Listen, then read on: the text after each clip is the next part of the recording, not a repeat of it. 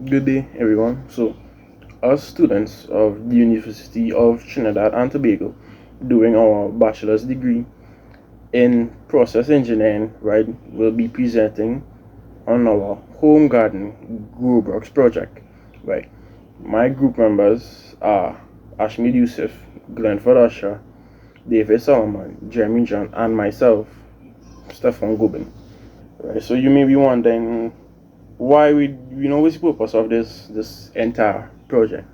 So the purpose of our project, right, it was heavily influenced, right, by the escalating food importation bill of Trinidad and Tobago, right. So our country, right, had a heavy dependence on imported food, right, and this placed an unsustainable burden on the country's economy, and it exposed it to global supply chain, right, disruptions, inflations, and external conflicts like the Ukraine war, right? So all these factors, right, significantly raise the cost of some staple foods like corn, wheat, and dairy, right? So it also um, right, increase the price of foreign goods, right? So with all this, right, the for the past couple of years, since 2016 per se, the food importation bill has been over $5 billion, right, every year. And in 2022, right, it reached the highest, where it was a staggering like $7.3 billion, right. So for context, right, the government, right, does not spend that amount of money on its public sector investment program annually, right? So for 1 year, the food importation to be $7.3 billion, that was quite a lot. Now in 2023, it did go down to $6 billion, right? But that is, still a lot. So what our country and they did basically, right, was CARICOM said that they wanted this amount to go down by 2025. They wanted it to decrease by 25%. So by the end of 2023, when the amount was 6 billion, they said that they wanted it to cut by 25%, right? So the FFA dean, right, said that one of the most effective way to get that amount of money to cut down by 2025, right, is to get people starting to think about local produce, basically growing your own crops and stuff. So that is basically what our project is about, right. So faced with this economy strain, right, our project aimed to develop a low cost, accessible solution that will empower the citizens of Trinidad and Tobago, right, to produce their own food, thereby reducing on expense and stuff. By enabling households to grow crops locally, right, our grow box system, right, was designed to improve food security, conserve foreign exchange reserves, right. So my team, we are process engineering students doing our degree at the University of Trinidad and Tobago, right. We saw an urgent need to localize sustainable food production as a means of economic resilience and self-resilience, right. So through community engagement and surveys that we created for persons to answer, right, from the information that we gathered, right, most people were eager to reduce their grocery expenses, right, but some of them lacked the knowledge or the resources to do so. So our grow box address these challenges by offering a user-friendly, right, modular system that made from affordable materials, like wooden pallets, in some areas they you could get these pallets for free, uh, right? In this project, right, there's also included guidance for how to build our grow box and how to maintain this grow box, right? So overall, in essence, right, our project tackled the root cause of the rise in food import bill, right, by promoting household level agriculture, right. It basically sought to inspire a shift from dependency, right, to self sufficiency, right, reducing the nation's vulnerability to external economic shocks, right, well, while it encouraged healthier, more sustainable living, right. So the long term vision, right, basically included broader adoption through education, policy support,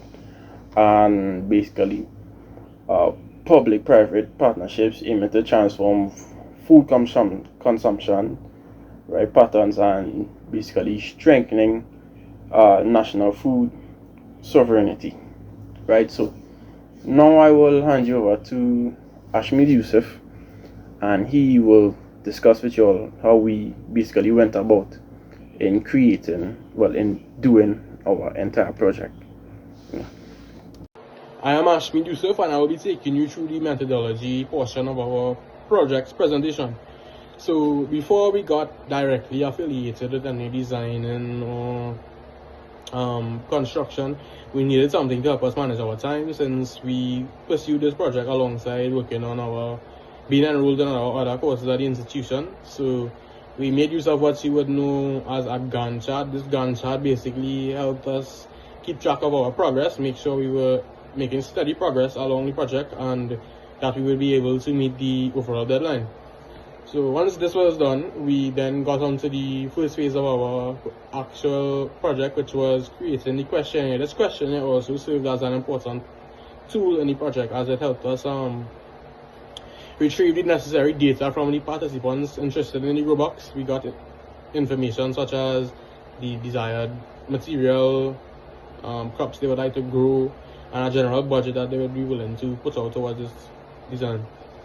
So once we proposed our various amounts of ideas and design considerations into the questionnaire, we then circulated them throughout our community via WhatsApp, and about a week later we got a substantial amount of responses.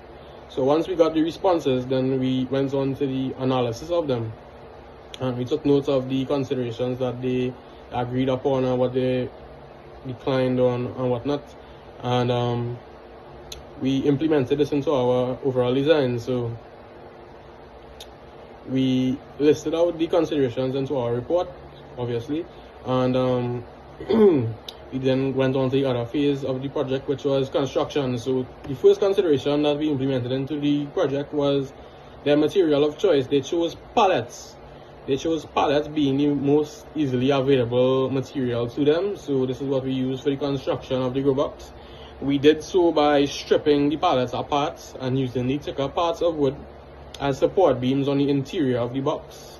And the thinner pieces of wood, we cut them and attached them to the outside of the support beams, making a general box shape.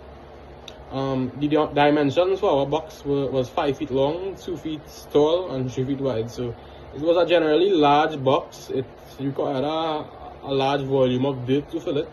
So how we got around that issue was that we filled the bottom layer with gravel, then we filled it up to around 1 feet with sawdust, and the remaining 1 feet we filled it with a mixture of soil and manure. This is what we would be using to plant in, and the crops that we researched and found that would be able to grow well together, aligning with the desired crops of the participants were tomatoes, celery, peppers, and sides. So these are the crops we chose to plant in our grow box, and that was basically the end of our project. Home gardening is a simple but very effective way for individuals to make a difference that immediately contributes to their quality of life and also to the world by reducing environmental harm. Many fresh vegetables and fruits can be produced in gardens, large and small.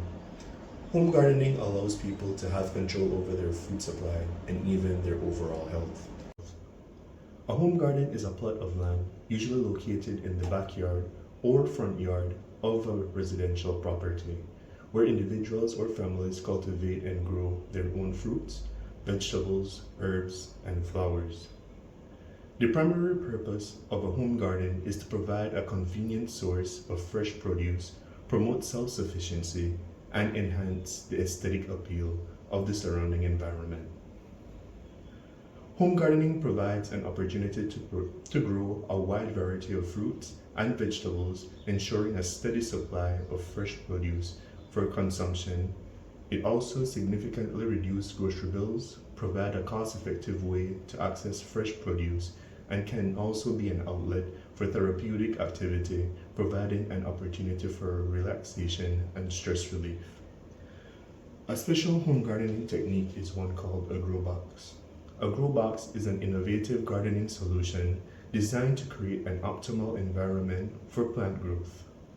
It is designed to maximize space and efficiency for growing plants, particularly vegetables and flowers.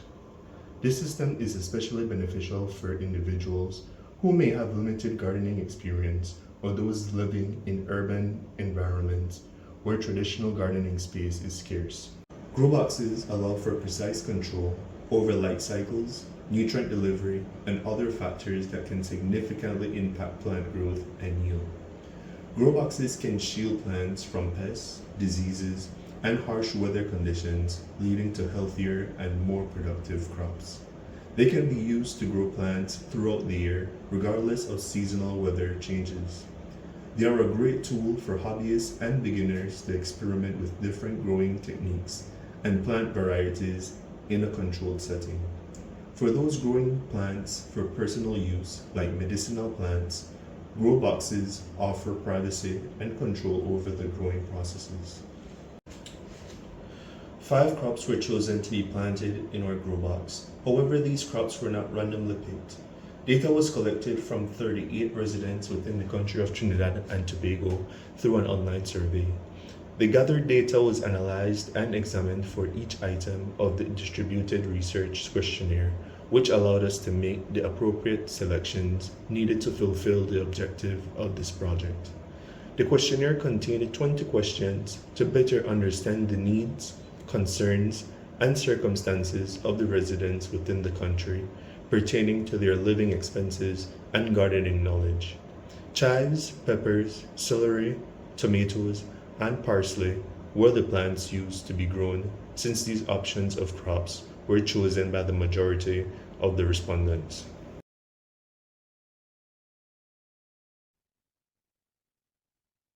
Hi, my name is David Solomon of Group 2 of the Problem Solving Workshop course.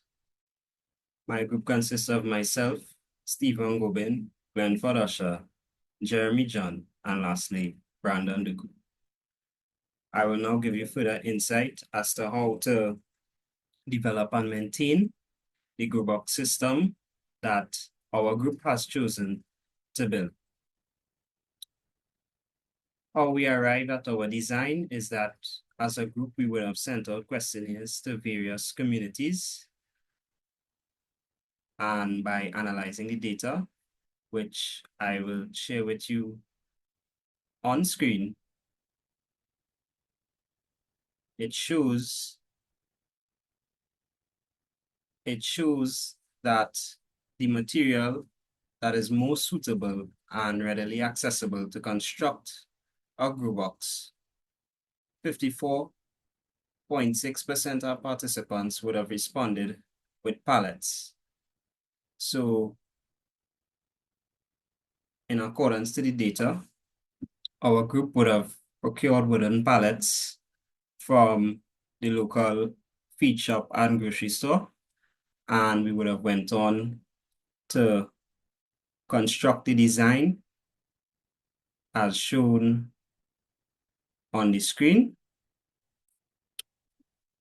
by using the relevant personal protective equipment, as this is a DIY project, and along with tools such as a crowbar, hammer, electric drill, and gypsum screws, the team proceeded to deconstruct the pallets we would have procured and reconstruct it to meet the design as shown on screen, with the dimensions being 5 feet long by 2 feet wide by 3 feet high. These are some pics of the end result. As you can see, the base of the grow box has spaces to allow for proper ventilation and water drainage. This is to prevent the buildup of moss, algae, and harmful bacteria that may hinder the growth of the crops. Going on to maintenance of the grow box design. To maintain the system, ensure that the grow box is regularly cleaned with warm, soapy water to prevent the growth of algae, moss, and harmful bacteria. Any rough spots should be sanded and painted with a wood stain to protect the grow box from the elements. Also, a sealant should be placed on the wood to preserve the longevity of the wood. A UV sealant would be preferred. And lastly, improvements on this design is that wheels can be attached so that the grow box can be more mobile, as this is also geared to differently able persons who will be using this design.